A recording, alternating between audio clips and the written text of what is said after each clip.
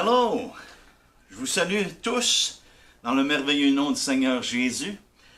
Nous sommes revenus de nos vacances, nous avons eu un très bon temps et puis ça a été reposant, pas autant qu'on aurait aimé. On était plus occupés qu'on pensait, mais toutefois on a réussi à se reposer un peu et puis on est reconnaissant envers le Seigneur d'être ici puis de pouvoir partager encore ensemble la parole de Dieu. Et puis j'aimerais regarder ensemble quelque chose que j'ai médité un peu pendant nos vacances. Je n'ai pas eu autant de temps que j'aurais aimé de préparer certaines choses, mais je voudrais juste ouvertement partager avec vous une des pensées qui m'est venue suite à notre visite et puis étant avec d'autres chrétiens et puis voyant ce qui se passe un peu dans l'ensemble du pays, je dirais, et puis surtout dans l'Église et parmi ceux qui professent le nom du Seigneur. Je vois une tendance qui est en train de s'établir, et la parole de Dieu nous en parle, d'une apostasie qui est à venir, et je crois que nous sommes déjà entrés dans cette apostasie-là, mais c'est la tendance de détourner les yeux, de la parole de Dieu. Je crois qu'il est important d'avoir les yeux fixés sur notre Seigneur et puis d'avoir les yeux fixés dans sa parole surtout. Et je vais expliquer ce que je veux dire par là. On voit dans le psaume 123, et on a regardé ça, il me semble, il y a quelques semaines, ou du moins on l'avait mentionné, ce psaume-là. Dans le psaume 123, on voit qu'il est écrit à partir du verset 1, « Je lève mes yeux vers toi, qui siège dans les cieux. » Important d'avoir les yeux fixés sur Dieu, les yeux fixés sur le Seigneur, et on a vu l'importance de fixer les regards sur Jésus, n'est-ce pas? Parce qu'il est le chef et le consommateur de notre foi. C'est sur lui qu'on s'appuie. Et ici, le psalmiste dit, « Je regarde vers toi. Je lève les yeux vers toi qui sièges dans les cieux. Voici comme les yeux d'un serviteur sont fixés sur la main de leur maître et les yeux de la servante sur la main de sa maîtresse. Ainsi, nos yeux se tournent vers notre Dieu. » Et j'aimerais vous encourager et m'encourager moi-même également de continuer, de persévérer, de garder les yeux sur Dieu et non pas sur les choses qui nous entourent. Parce que si on regarde sur les choses qui nous entourent, c'est extrêmement facile de se décourager et puis de se détourner vraiment du Seigneur. C'est important de ne pas laisser nos yeux s'écarter de la parole de Dieu. Premièrement, parce que la parole, elle nous donne une directive, n'est-ce pas? C'est elle qui éclaire nos sentiers. C'est une lampe à nos pieds et elle éclaire nos sentiers. Et comme on l'a mentionné dans le passé, l'importance d'avoir les regards sur Jésus. Si on veut le connaître, si on veut connaître Dieu, nous devons continuellement persévérer dans la parole de Dieu. C'est également une source de bénédiction. Les Écritures nous en parlent, même le Seigneur lui-même nous le dit lorsqu'il donnait des paraboles, et les disciples disaient, « Pourquoi tu parles toujours en parabole aux gens? » Et pour eux, ça a été caché. Mais regardez ce qu'il dit concernant ceux qui sont ses disciples. Il nous dit dans Matthieu 13, 16, il dit, « Mais heureux ou bénis sont vos yeux parce qu'ils voient et vos oreilles parce qu'elles entendent. » C'est une bénédiction de voir. C'est une bénédiction d'entendre la parole de Dieu. De la voir, de la contempler, de la méditer. Et Jacques nous encourage de cette manière-là, n'est-ce pas, lorsqu'il nous dit, « Mais celui qui a plongé les regards dans la loi parfaite, la loi de la liberté, et qui aura persévéré. » Ce n'est pas simplement de plonger les regards, mais c'est de persévérer dans la parole qui nous a révélée, mais de persévérer également, de plonger les regards dans la parole de Dieu, de ne pas se détourner de regarder continuellement à la parole de Dieu afin d'en être instruit et de marcher selon les instructions qu'il nous a données. N'étant pas, c'est ce qu'il nous dit, n'étant pas un auditeur oublieux, mais se mettant à l'œuvre. Le but de plonger les regards, c'est de connaître Dieu. C'est de le voir dans sa loi parfaite, c'est de le voir dans sa parole, telle qu'il s'est révélé. Et puis de persévérer dans ça, afin de ne pas oublier, mais plutôt de se mettre à l'œuvre. Dieu nous appelle à l'œuvre. Il nous appelle à œuvrer. C'est pour ça qu'il a donné différents dons en vue du ministère. En vue du ministère, afin que les gens soient impliqués, afin que les gens le servent et se mettent à l'œuvre dans l'Église et dans ce monde pour répandre cette parole-là. Celui-là sera heureux dans son activité.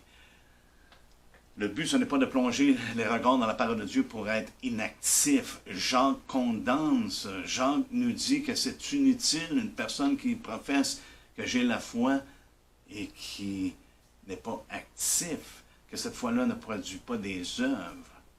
La foi sans les œuvres, c'est vraiment quelque chose de mort. C'est complètement inutile, c'est ce qui nous fait peur. Mais c'est la bénédiction pour ceux qui tournent les regards vers Dieu, qui tournent le regard vers la parole de Dieu.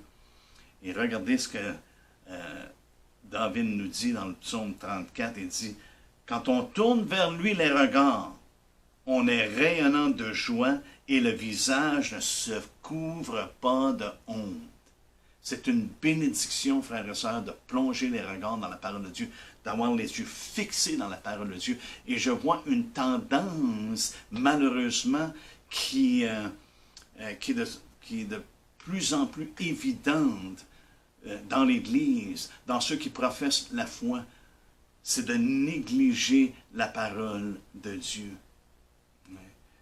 Et puis, l'importance est là, frères et sœurs, parce que c'est notre seule source vraiment d'intimité avec Dieu.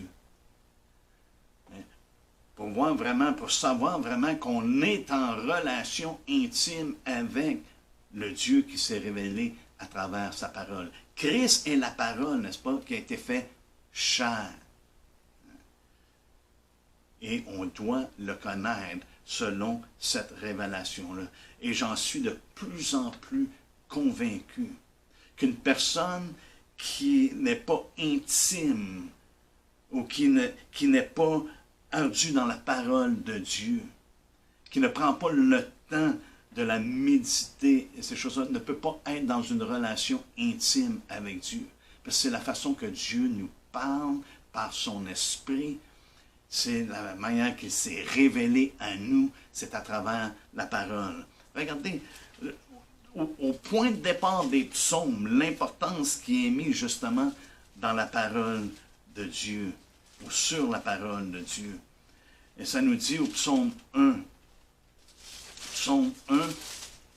ça dit « Heureux l'homme qui ne marche pas selon le conseil des méchants, qui ne s'arrête pas sur la voie des pécheurs et qui ne s'assit pas en compagnie des moqueurs, mais qui trouve son plaisir dans la loi de l'Éternel. » Parce que c'est là qu'on s'approche de lui. C'est là qu'on entend ce qu'il a à nous dire. C'est là qu'on développe cette intimité-là. C'est lorsqu'on prend le temps et qu'on trouve un plaisir dans la parole de Dieu et qu'il la médite jour et nuit. Il est comme un arbre planté près d'un courant d'eau qui donne son fruit en sa saison et dont le feuillage ne se flétrit point. Tout ce qu'il fait lui réussit. Il y a abondance. C'est là qu'on est fortifié. Il est comme un arbre planté. C'est là qu'on est fortifié dans le Seigneur. Lorsque Paul nous parle d'être fortifié ou d'autres dans les Écritures nous parlent d'être fortifiés, frères et sœurs, c'est d'être dans ces délices-là de la parole de Dieu, de s'entretenir par la parole de Dieu, dans la parole de Dieu, en communion avec l'Esprit de Dieu à travers la parole. C'est cette importance-là. C'est notre seule source d'intimité avec Dieu. Montrez-moi quelqu'un qui est intime avec Dieu. Je vais vous montrer quelqu'un qui fait ses délices ou son plaisir dans la parole de Dieu. Montrez-moi des gens qui, on dirait que ça avance jamais. C'est des gens qui négligent souvent la parole de Dieu ou qui l'ignorent ou qui s'en détournent ou vraiment qui ne prennent pas un temps adéquat de communion avec Dieu dans sa parole, à travers sa parole. Et même c'est le problème de l'humanité de nos jours, mais dans toutes les générations, c'est qu'on détourne les yeux de la parole. Dans Romains 3, ça nous dit, et ça il fait référence à un psaume, je pense que c'est le psaume 36, lorsque ça nous dit la parole impie du méchant au verset 2 résonne au fond de mon cœur, c'est David qui parle, la crainte de Dieu n'est pas devant ses yeux.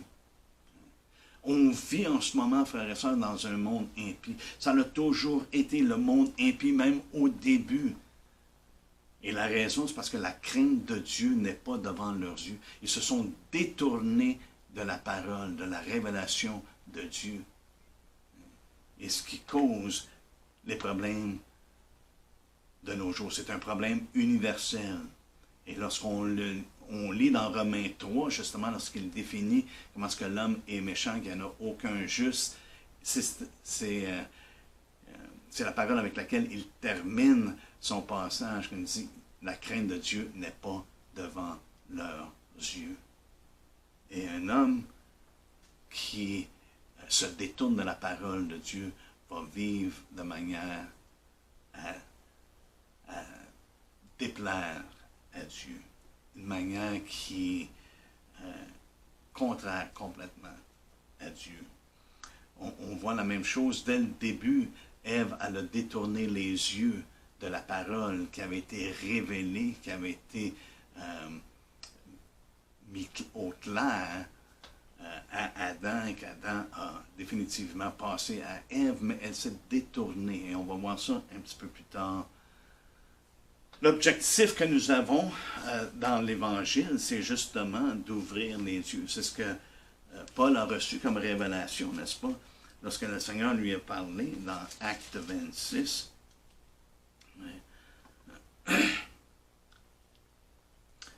Et c'est au verset 17, lorsqu'il dit « Je t'ai choisi du milieu de ce peuple et du milieu des païens vers qui je t'envoie, afin que tu leur ouvres les yeux. » Afin que tu leur ouvres les yeux pour qu'ils passent des ténèbres à la lumière et de la puissance de Satan à Dieu, pour qu'ils reçoivent par la foi en moi le pardon des péchés et l'héritage avec les sanctifiés. Et le fait que le Seigneur a révélé ça à Paul, ça nous donne à nous vraiment l'objectif de l'Évangile, l'objectif de la prédication. C'est que les yeux des hommes soient ouverts. C'est qu'ils tournent leurs yeux vers Dieu et qu'ils passent des ténèbres à la lumière.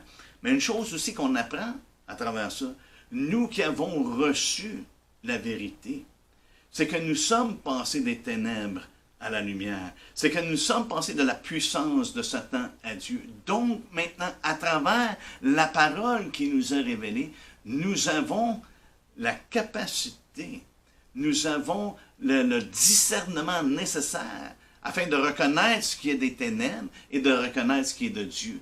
De reconnaître la puissance de Satan qui est à l'œuvre et la puissance de Dieu. La puissance de Dieu amène les gens à la liberté, mais amène les gens également dans cette liberté-là, dans cette loi parfaite, la loi de liberté. Ça amène les gens en relation avec Dieu à travers la parole qu'il a révélée aux hommes, qu'il nous a donné une parole qui est certaine, une parole qui est permanente. Et aujourd'hui, on a besoin de discernement, frères et sœurs. On voit avec tout ce qui se passe en ce moment dans le monde, on doit être en mesure de reconnaître ça, c'est des ténèbres, ça, c'est de Dieu. Et la parole nous dit qu'il va il y a un temps où de nouveau, les gens vont être en mesure de discerner en ce qui est pur et impur, en ce qui est juste et ce qui est injuste, en ce qui est pieux et impieux. Et nous sommes là. L'Évangile éclaire nos yeux et est en mesure de reconnaître ce qui est la puissance de Satan. La puissance de Satan aveugle, n'est-ce pas? Mais la puissance de Dieu ouvre les yeux afin qu'on puisse voir clairement et ne pas être dans la confusion. Dernièrement, on a regardé un petit vidéo et de voir la confusion qui règne parmi les gens, c'est bouleversant. Et puis, mais on voit vraiment la puissance de Dieu, la puissance de Satan qui est à l'œuvre d'aveugler les gens et d'emmener dans la confusion. C'est une vidéo sur le débat à propos des genres. Et puis la personne qui parlait en défense qu'il y a plus que deux genres, ou qu'est-ce qu'il y a de faire une distinction entre les sexes et les genres, c'est une manifestation de confusion totale. Ça ne faisait aucun sens. Mais on voit que les personnes sont sous la puissance de Satan. On est capable de reconnaître, de discerner ces choses-là, parce que nous sommes passés des ténèbres à la lumière. Nous sommes passés de la puissance de Satan à Dieu, à la puissance de Dieu, qui est la croix de Jésus-Christ, qui a besoin d'être prêchée et proclamée. Mais cette révélation-là, elle est fondée dans les Saintes Écritures. Et l'ennemi, en ce moment, essaie de faire la même chose qu'il a fait avec Ève, dès le début et à travers toutes les générations, jusqu'à de nos jours, c'est qu'il veut détourner les yeux de la parole de Dieu. Et que l'homme se fie sur ses feelings, que l'homme se fie sur ses sens, plutôt que sur la révélation de Dieu. La révélation qu'il nous a donnée. Fait qu'il faut faire attention à nos yeux. Il faut faire attention à ce qu'on regarde avec nos yeux. Lorsque nos yeux se portent, n'est-ce pas? Parce que les tentations sont là. Et puis, ça me rappelle, si vous voulez tourner avec moi dans Ecclésiaste, au 12e chapitre, le conseil que Salomon a donné au jeune homme, et je pense que ça s'adresse également à nous tous. Ça nous dit au verset 1, « Jeune homme, réjouis-toi dans ta jeunesse, livre ton cœur à la joie pendant les jours de ta jeunesse, marche dans les voies de ton cœur et selon les regards de tes yeux. » Voyez-vous, parce qu'on va toujours suivre vraiment lorsque nos yeux sont fixés. C'est là que notre affection va être. Mais sache que pour tout cela, Dieu t'appellera en jugement. Donc, il est important, là où nous gardons nos regards, là où nous fixons nos yeux. Est-ce qu'on fixe nos yeux sur celui qui est assis dans les cieux, celui qui règne dans les cieux? Voyez-vous, un des problèmes qui démontre vraiment clairement que les prophètes ont eu besoin d'adresser justement ce problème-là. Lorsque les yeux des hommes se tournent, éventuellement leur cœur va aller vers ces choses-là, ou vice-versa, ce qui est dans le cœur, éventuellement, les yeux vont se retourner vers ces choses-là. On va voir ensemble dans Ézéchiel. Ézéchiel, c'est au 14e chapitre. Ézéchiel 14.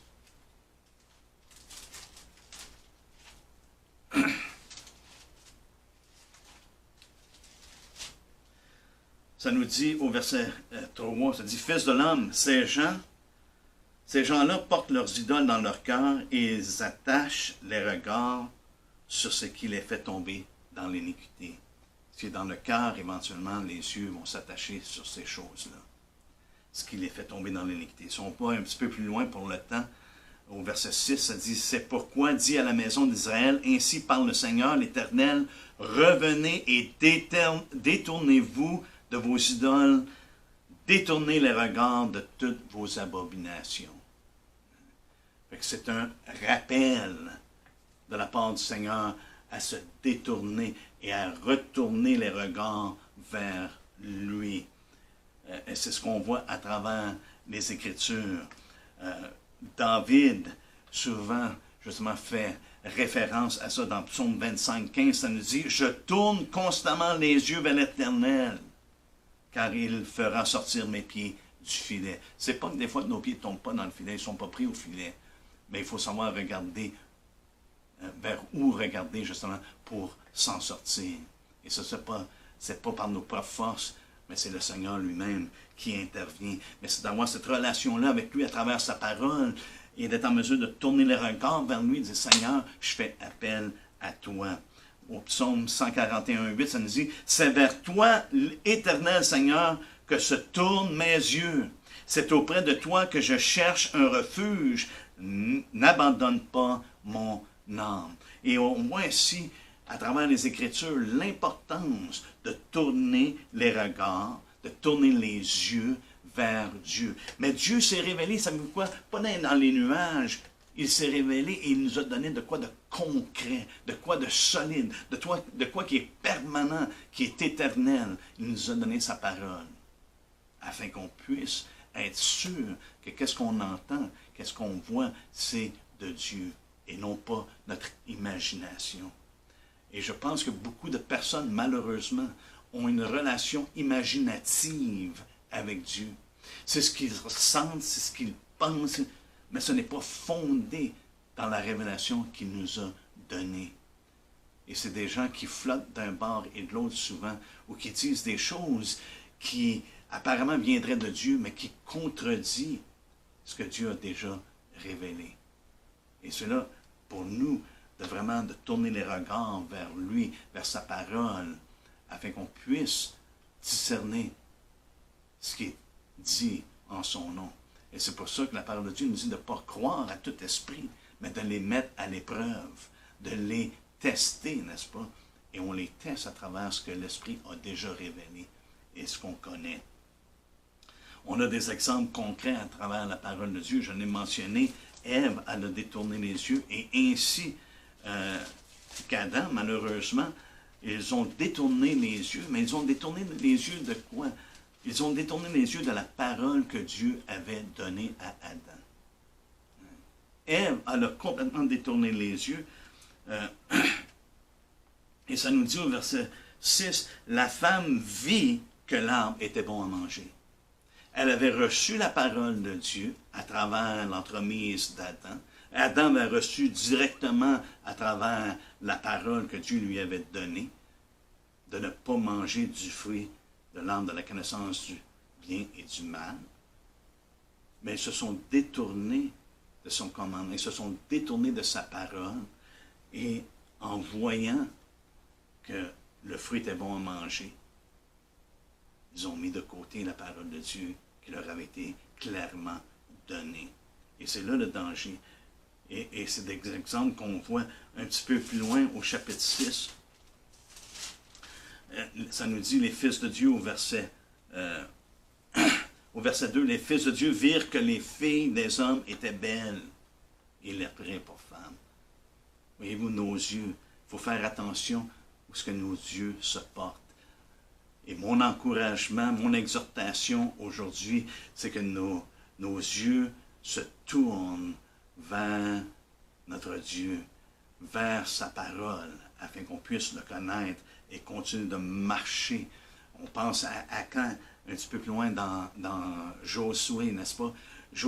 Akan, il connaissait ce que Dieu avait dit, que la ville de Jéricho devait être consacrée au Seigneur.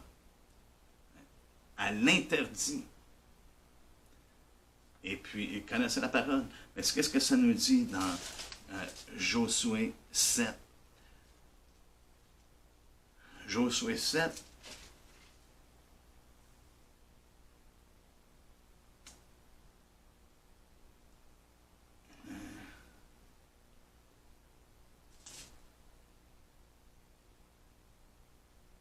Ça nous dit au verset 21, « J'ai vu » à quand il parle ici, « J'ai vu dans le butin un beau manteau de chéneur, 200 cycles d'argent et un lingot d'or du poids de 50 cycles. Je les ai convoités et je les ai pris. » ses yeux se sont détournés de la parole de Dieu sur autre chose, sur des choses qui étaient évidentes, qui étaient dans son cœur, et il les a convoitées, et il les a pris. Et on voit des exemples comme ça à maintes reprises dans la parole de Dieu.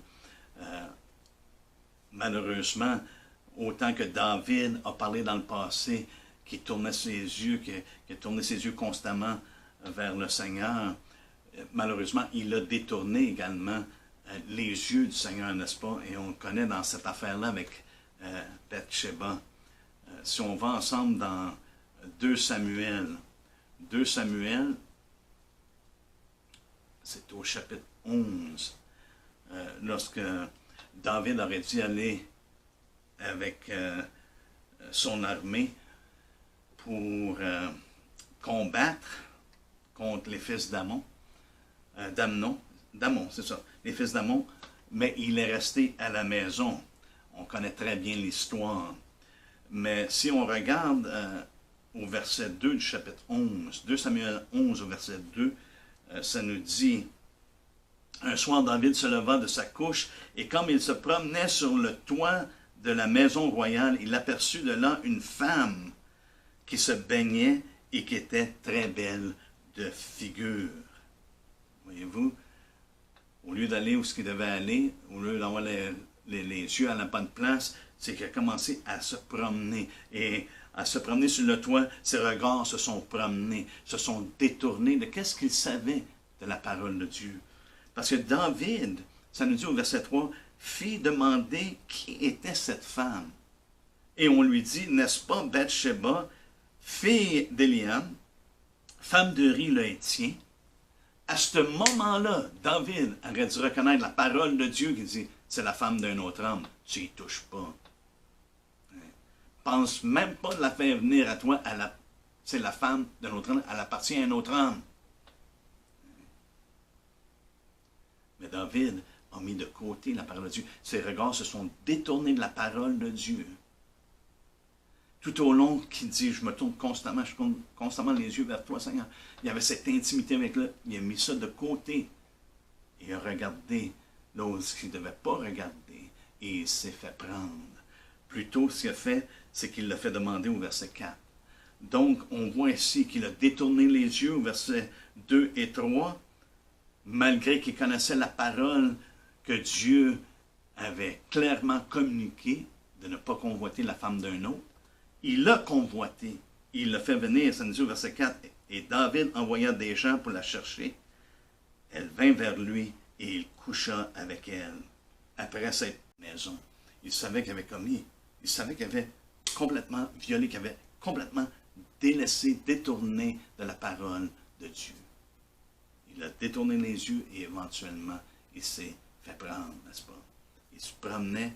Quand les yeux se promènent, frères et sœurs, il faut faire vraiment attention. C'est là qu'on a besoin de s'attacher, de s'accrocher au Seigneur et de se tourner à lui dans sa parole, afin qu'on puisse entendre ce que l'Esprit dit et de vivre selon ce que l'Esprit dit. Et ce que David a fait, si on tourne un petit peu plus loin au chapitre 12, ce que David a fait, le Seigneur, à travers Nathan, dit, tu as méprisé ma parole. Regardez au verset 9, il dit, pourquoi donc as-tu méprisé la parole de l'Éternel en faisant ce qui est mal à ses yeux? Et c'est triste que David, en se détournant de la parole de Dieu, Dieu a dit, tu as méprisé la parole. Tu as fait ce qui est mal à mes yeux. Et frères et sœurs, si on veut savoir ce qui est bien ou ce qui est mal, on doit se tourner dans la parole de Dieu.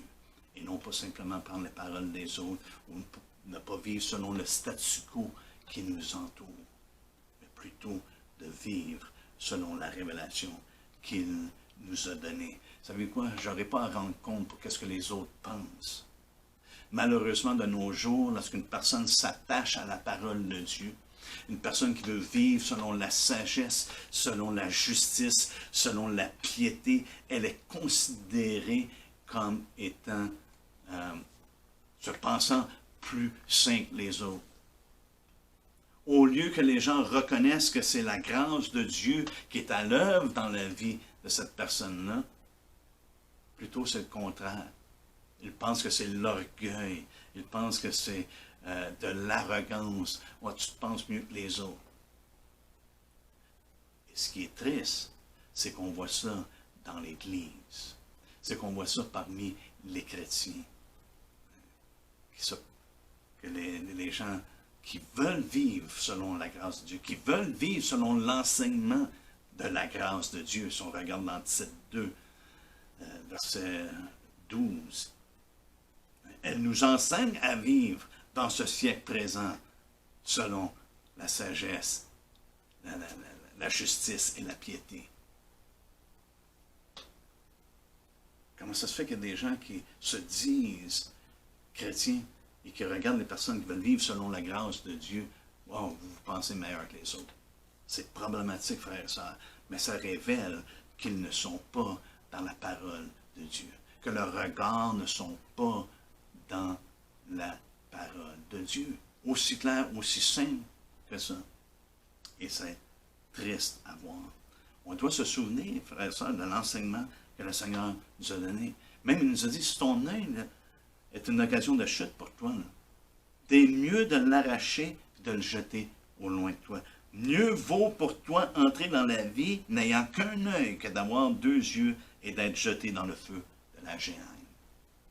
C'est Jésus là, qui parle dans Matthieu 18, 9. Dans Matthieu 5, 28, il nous dit clairement, mais moi, je vous dis que quiconque regarde une femme pour la convoiter a déjà commis un adultère avec elle dans son cœur. Ce n'est pas quelque chose qui est une suggestion, c'est une révélation. Parce que si tes yeux se portent sur une femme, ça révèle ce qui est dans ton cœur et tu la convoites. Ça révèle ce qui est dans ton cœur. Tes yeux se portent vers elle. Et ce qui est dans ton cœur fait en sorte que tes yeux se portent vers elle. Et c'est là qu'on voit comment est-ce que la parole de Dieu, elle est puissante. Elle met en lumière les choses qui sont cachées. Montre-moi ce que sont tes yeux. Je vais te montrer ce qui est dans ton cœur. Et ce qui est dans ton cœur, on va le reconnaître par là où sont tes yeux. Personne qui aime Dieu, Jésus nous dit, garde sa parole. Garde mes paroles. Il a les yeux sur la parole de Dieu. Une personne qui dit aimer Dieu et qui ne garde pas sa parole n'aime pas Dieu. Et c'est ce que les Écritures nous enseignent clairement. Rappelons-nous que Jean nous a dit que tout ce qui est dans le monde, la convoitise de la chair, la convoitise des yeux et l'orgueil de la vie, ça ne vient pas du Père. Mais ça vient du monde.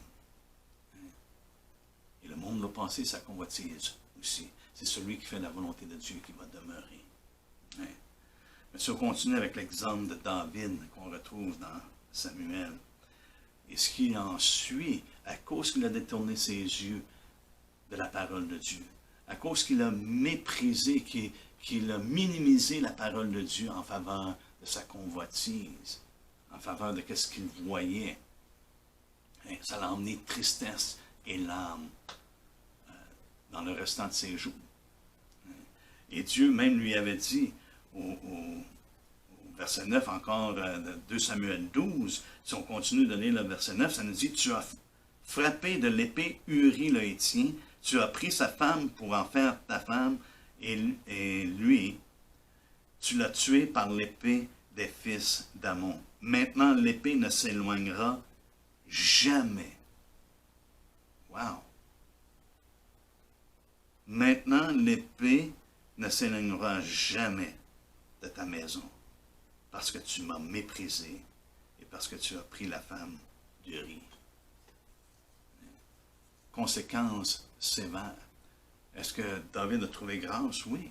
Il a trouvé grâce, son péché a été pardonné. Mais par contre, les conséquences ont quand même été sévères. Et l'épée n'est jamais sortie de la maison de David. Et ça a été malheur après malheur. Des choses horribles, tel que l'inceste d'Amon envers Tamar, n'est-ce pas? Et ça a emmené beaucoup de peine à David lorsqu'il a entendu le rapport qui avait été fait concernant ce qu'Amon avait fait envers sa sœur. Et ça nous dit au chapitre 13, au verset 21, le roi David apprit toutes ces choses et il fut très irrité. Il fut très irrité. Ça l'a attristé. Il était irrité de ce qu'il avait vu. Et éventuellement, Absalom a fait fuir son propre père. Dans 2 Samuel 15, lorsque David fuyait Salomon, excusez, ça nous dit au verset 30, David monta la colonne des oliviers, il montait en pleurant et la tête couverte. Et il marchait nu-pieds. Et tous ceux qui étaient avec lui se couvrirent aussi la tête et ils montaient, en pleurant. Ça produit des larmes. Lorsqu'on détourne les yeux de Dieu et qu'on les tourne dans la convoitise de d'autres choses, ça finit par la tristesse, ça finit par les larmes, par l'irritation, parce qu'il y a des choses qui s'en suivent qui ne sont pas bonnes du tout. David avait toujours espoir, il était désireux pour le mieux, n'est-ce pas? Mais souvent, ce n'était pas le cas qui arrivait. Lorsque le combat est arrivé entre les serviteurs de David et ceux d'Absalom, Absalom a été mis à mort. Mais David espérait qu'elle allait être épargnée, n'est-ce pas? Il avait dit même à Joab, touchez pas à Absalom. Mais Joab l'a mis à mort. Mais regardez ce que ça dit au verset 24, au 18e chapitre de 2 Samuel. Ça nous dit, David était assis entre les deux portes. La sentinelle alla sur le toit de la porte vers la muraille. Elle leva les yeux et regarda, et voici, un homme courait tout seul. Et la sentinelle avertit le roi. Et le roi avait un désir pour le mieux. Ok, Absalom va être correct. J'espère qu'Absalom est correct. Il avait une espérance, mais la parole de Dieu lui avait déjà dit que l'épée allait jamais sortir de sa maison. Et ça nous dit un peu plus loin, à la fin du chapitre, le roi dit à Cushi, le jeune homme Absalom est-il en bonne santé? Cushi répondit, c'est au verset 32, qu'il soit comme ce jeune homme, les ennemis de mon Seigneur, du roi mon Seigneur, et tous ceux qui s'élèvent contre toi pour te faire du mal. Alors le roi, saisi d'émotion, montant dans la chambre au-dessus de la porte et pleurant, il disait en marchant, mon fils Absalom, que ne suis-je mort à ta place, Absalom, mon fils. Ça ne tourne jamais pour le bien lorsqu'on se détourne, lorsqu'on détourne les yeux de la parole de Dieu, lorsqu'on fait preuve de mépris envers la parole de Dieu. Et c'est pour ça qu'on voit l'Église de nos jours, je crois, qui ne va pas si bien. Pourquoi? Parce que la tendance de se détourner, de détourner les yeux, elle est évidente. On va terminer avec ça, et puis je veux vous encourager à continuellement garder les yeux sur la parole de Dieu. Et puis, je pense que je suis de plus en plus convaincu. Plus j'avance, plus les années avancent, plus je suis convaincu de l'importance d'être en relation avec Dieu à travers la parole qu'il nous a donnée. D'être dans cette communion-là. Si on va entendre ce que l'Esprit dit, frères et sœurs, on est mieux de porter attention à ce que l'Esprit a révélé. Alléluia. Soyez abondamment bénis et puis au plaisir de se revoir ce soir. Souvenez-vous, on va prendre un temps pour partager la table du Seigneur ensemble. Amen.